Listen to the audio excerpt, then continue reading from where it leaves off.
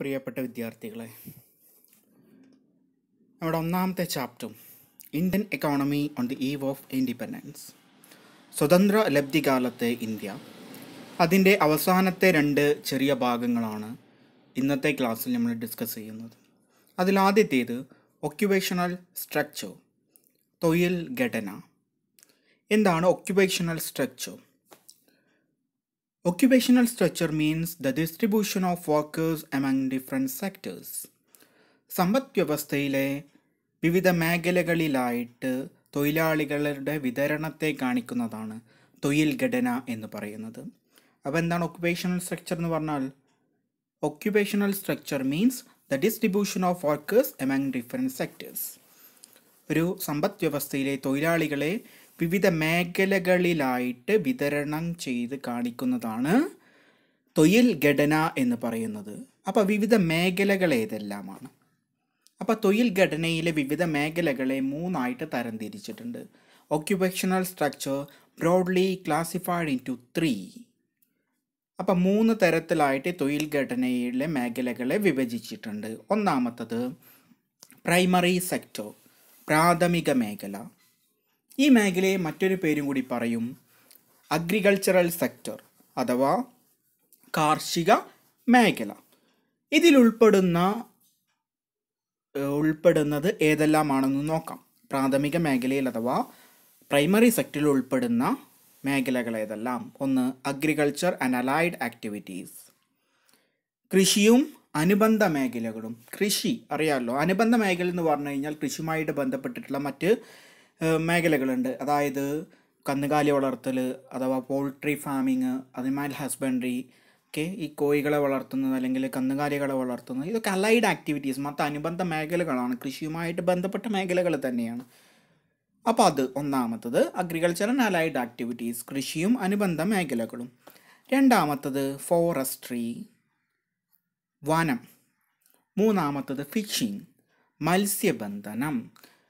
നാലാമത്തത് മൈനിങ്, ഖനനം. അഞ്ചാമത്തത് കോറികൾ. ഇവ കൂടാതെ മറ്റുള്ള മേഖലകളൊക്കെ ഉണ്ടെങ്കിലും ഏറ്റവും പ്രധാനപ്പെട്ടതാണ്, പ്രാഥമിക മേഖലയിൽ ഉൾപ്പെടുന്ന ഏറ്റവും പ്രധാനപ്പെട്ടതാണ് ഈ പറഞ്ഞത്.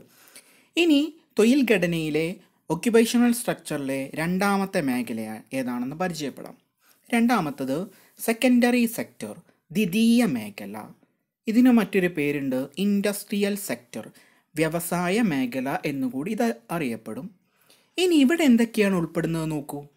Small and large scale industries, ചെറുകിട വൻകിട വ്യവസായങ്ങളാണ് ഇതിൽ ഉൾപ്പെടുന്നത്, സെക്കൻഡറി സെക്ടറിൽ ഉൾപ്പെടുന്നത് അഥവാ ദ്വിതീയ മേഖലയിൽ ഉൾപ്പെടുന്നത്. ചെറുകിട വൻകിട വ്യവസായങ്ങൾ, small scale and large scale industries.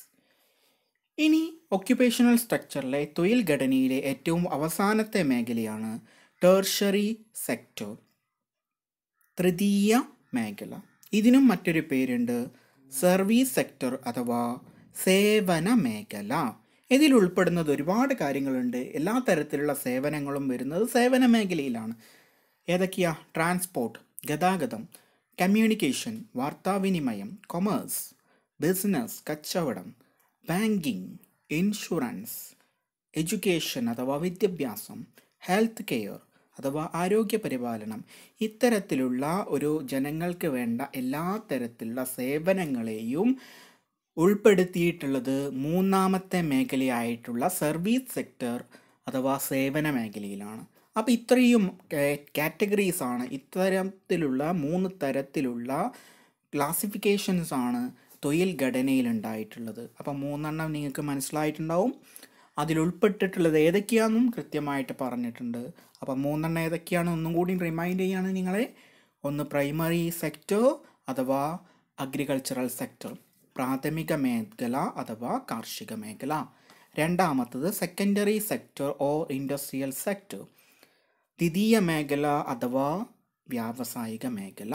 മൂന്നാമത്തത് tertiary sector or service sector, തൃതീയ മേഖല അഥവാ സേവന മേഖല.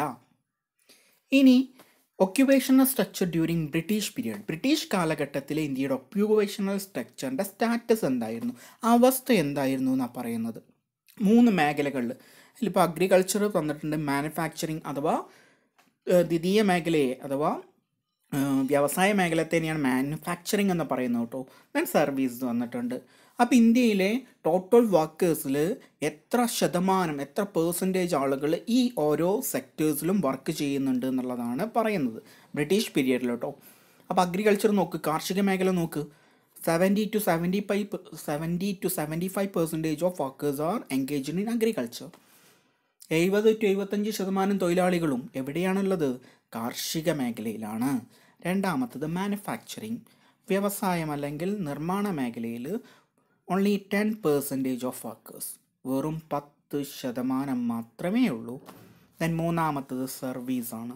സർവീസിൽ നോക്കൂ നിങ്ങൾ, സേവന മേഖലയിൽ നോക്കൂ നിങ്ങൾ, 15 to 20% workers included in service sector. So we have to conclude that, നമുക്ക് കൃത്യമായിട്ടും ഇവിടെ മനസ്സിലാക്കാൻ പറ്റുന്നത് ബ്രിട്ടീഷ് പീരിയഡിൽ ഇന്ത്യൻ വർക്കേഴ്സിൻ്റെ 75%, അതായത് അറൗണ്ട് 3/4%, 75% ഏതിനാശ്രയിക്കുന്ന ആളുകളായിരുന്നു? Agriculture. They are depending on agriculture only. 10% is in manufacturing. 10% മാത്രമേ നിർമ്മാണ മേഖലയിൽ അല്ലെങ്കിൽ ദ്വിതീയ മേഖലയിലുള്ളൂ. 15 to 20% മാത്രമേ സേവന മേഖലയിൽ, സർവീസ് മേഖലയിലുള്ളൂ. ഇതായിരുന്നു ഇന്ത്യയിലെ തൊഴിൽ ഘടനയുടെ അവസ്ഥ ബ്രിട്ടീഷ് കാലഘട്ടത്തിൽ. ഇതാണ് നമ്മൾ ഇന്ന് എടുത്ത ഒന്നാമത്തെ ടോപ്പിക്. ഇനി രണ്ടാമത്തത് ഇൻഫ്രാസ്ട്രക്ചർ, അടിസ്ഥാന സൗകര്യങ്ങൾ എന്തൊക്കെയാണ് എന്നുള്ളതാണ് നമുക്ക് നോക്കാനുള്ളത്. അപ്പോൾ ആദ്യം തന്നെ പറയാം, ബ്രിട്ടീഷ് പീരിയഡിൽ ഇന്ത്യക്ക് എന്തെങ്കിലും മെച്ചം കിട്ടിയിട്ടുണ്ടെങ്കിൽ ആ മെച്ചം, ആ ബെനഫിറ്റ് എന്ന് പറയുന്നത് ഇൻഫ്രാസ്ട്രക്ചറാണ്. അതെങ്ങനെയാണെന്നുള്ളതാണ് നമ്മൾ നോക്കാൻ പോകുന്നത്. During colonial period infrastructure developed. Colonial ഭരണകാലത്ത് ഇന്ത്യയിൽ എന്ത് വികസിച്ചിട്ടുണ്ട്? അടിസ്ഥാന സൗകര്യങ്ങൾ വികസിച്ചിട്ടുണ്ട്. ആഫ്റ്റർ കൊളോണിയൽ പീരിയഡ്, ഈ കൊളോണിയൽ ഭരണത്തിന് ശേഷം infrastructure benefited for India's economic growth. അപ്പോൾ ഈ കൊളോണിയൽ ഭരണം തീർന്നതിന് ശേഷം ഈ ഇൻഫ്രാസ്ട്രക്ചർ തന്നെ ഇന്ത്യക്ക് ഗുണകരമായിട്ട് മാറി. ഇത് ഇന്ത്യയുടെ സാമ്പത്തിക വളർച്ച ഉണ്ടാക്കി തന്നിട്ടുണ്ട്. അപ്പോൾ ഇന്ത്യയുടെ ബ്രിട്ടീഷ് പീരിയഡിൽ എന്തെങ്കിലും ഒരു ബെനഫിറ്റ് ഉണ്ടായിട്ടുണ്ടെങ്കിൽ, എന്തെങ്കിലും ഒരു മെച്ചം ഇന്ത്യക്ക് കിട്ടിയിട്ടുണ്ടെങ്കിൽ അത് ബ്രിട്ടീഷുകാർ ഇവിടെ ഉണ്ടാക്കിയിട്ടുള്ള ഇൻഫ്രാസ്ട്രക്ചറാണ്. അത് ബ്രിട്ടീഷുകാർ ഇന്ത്യക്ക് ഗുണകരമാവാൻ വേണ്ടിയിട്ടോ അല്ലെങ്കിൽ ഇന്ത്യയെ നന്നാക്കാൻ വേണ്ടിയിട്ടോ ആ കാലഘട്ടത്തിൽ ചെയ്തതല്ല.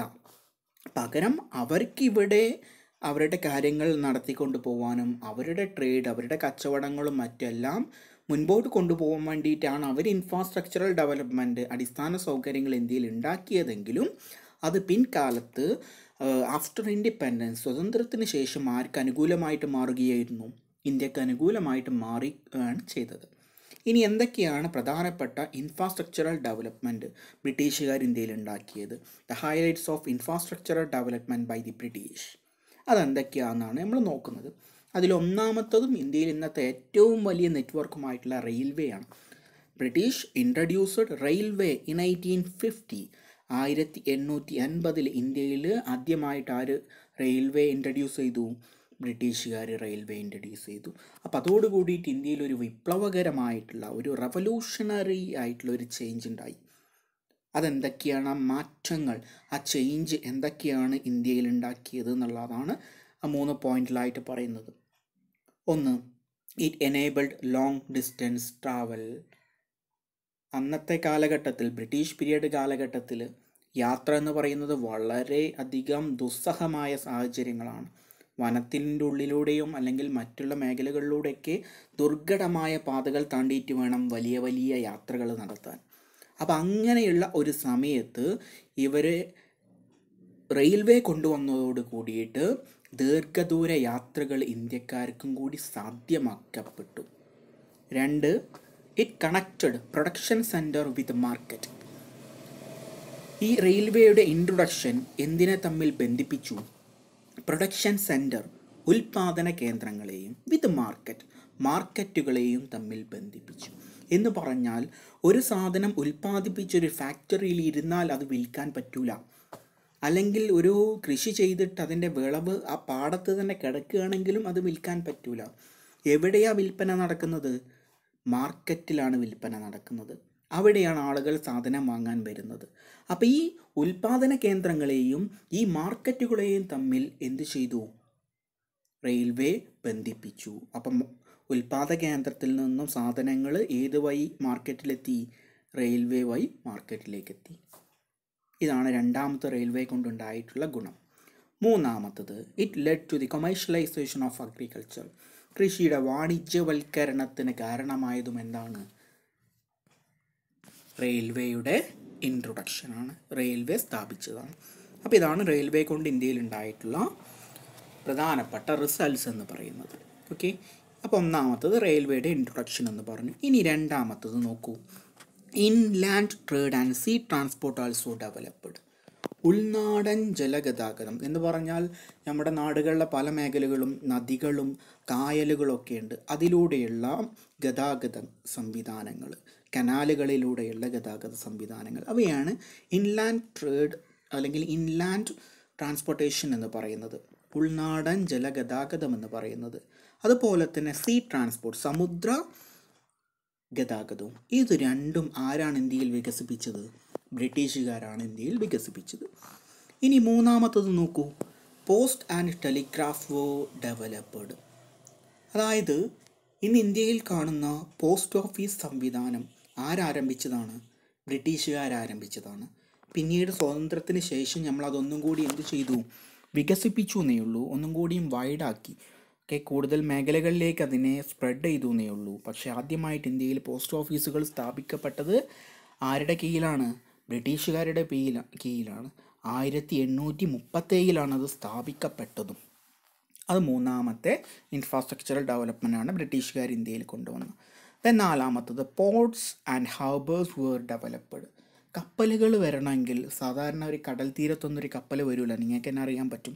കപ്പൽ വരണമെങ്കിൽ തുറമുഖങ്ങൾ വേണം. അപ്പോൾ ആ തുറമുഖങ്ങളും അതേപോലെ തന്നെ മത്സ്യബന്ധന ബോട്ടുകളും മറ്റെല്ലാ ബോട്ടുകളും വരണമെങ്കിൽ എന്ത് വേണം? ഹാർബേഴ്സ് വേണം, അഴിമുഖങ്ങൾ വേണം. ഇവയെല്ലാം ഇന്ത്യയിൽ സ്ഥാപിച്ചതും വികസിപ്പിച്ചതും ആരാണ്? ബ്രിട്ടീഷുകാരാണ്. അതിനുശേഷം പുതിയത് നമ്മൾ ഉണ്ടാക്കിയിട്ടുണ്ടെങ്കിലും ആദ്യമായിട്ട് ഇന്ത്യയിലൊക്കെ മികച്ച രീതിയിൽ സ്ഥാപിച്ചത് ബ്രിട്ടീഷുകാരാണ്. ഇനി അഞ്ചാമത്തത് നോക്ക്. Road network developed. ഇന്ത്യയിൽ റോഡുകൾ ഇല്ലായിരുന്നു എന്നല്ല പറയുന്നത്, റോഡുകൾ ഉണ്ടായിരുന്നു. പക്ഷെ ഒരുപാട് നാട്ടുരാജ്യങ്ങളായിട്ട് വിഭജിക്കപ്പെട്ടിരുന്ന കാലഘട്ടത്തിൽ ഒരു രാജ്യത്തെ മൊത്തം ബന്ധിപ്പിക്കുന്ന ഒരു റോഡ് ശൃംഖലയൊന്നും ഇന്ത്യയിൽ ഉണ്ടായിരുന്നില്ല. എന്നാൽ ആരത് സ്ഥാപിച്ചു? ബ്രിട്ടീഷുകാരത് സ്ഥാപിച്ചു. ആറാമത്തത് ഇംഗ്ലീഷ് എഡ്യൂക്കേഷൻ പ്രൊമോട്ടഡ്. ലോകത്ത് ഏറ്റവും കൂടുതൽ ആളുകൾ കേൾക്കുന്ന അല്ലെങ്കിൽ മനസ്സിലാക്കുന്ന ഭാഷയാണ് ഇംഗ്ലീഷ് എന്ന് പറയുന്നത്. അപ്പോൾ ആ ഇംഗ്ലീഷ് എഡ്യൂക്കേഷൻ ഇന്ത്യയിൽ വളരെ വേഗത്തിൽ വളർച്ച പ്രാപിച്ചിട്ടുണ്ട്. അത് ആര് ഇൻട്രൊഡ്യൂസ് ചെയ്തതാണ് ഇന്ത്യയിൽ? ആരാണത് പ്രൊമോട്ട് ചെയ്ത് പ്രോത്സാഹിപ്പിച്ചത്? ബ്രിട്ടീഷുകാരാണ്. അപ്പോൾ ഇംഗ്ലീഷ് വിദ്യാഭ്യാസത്തെ പ്രോത്സാഹിപ്പിച്ചു. ഇത്രയും അടിസ്ഥാന സൗകര്യങ്ങളാണ് ഇന്ത്യയിൽ ആര് ചെയ്തിട്ടുള്ളത്? പ്രധാനപ്പെട്ടത് ബ്രിട്ടീഷുകാർ കൊണ്ടുവന്ന പ്രധാനപ്പെട്ട അടിസ്ഥാന സൗകര്യങ്ങൾ എന്ന് പറയുന്നത്. അപ്പോൾ ഇതോടുകൂടിയിട്ട് നമ്മളുടെ ഇന്നത്തെ ക്ലാസ് ഇവിടെ അവസാനിച്ചു. ഒന്നാമത്തെ ചാപ്റ്റർ നമ്മൾ കംപ്ലീറ്റ് ചെയ്തു.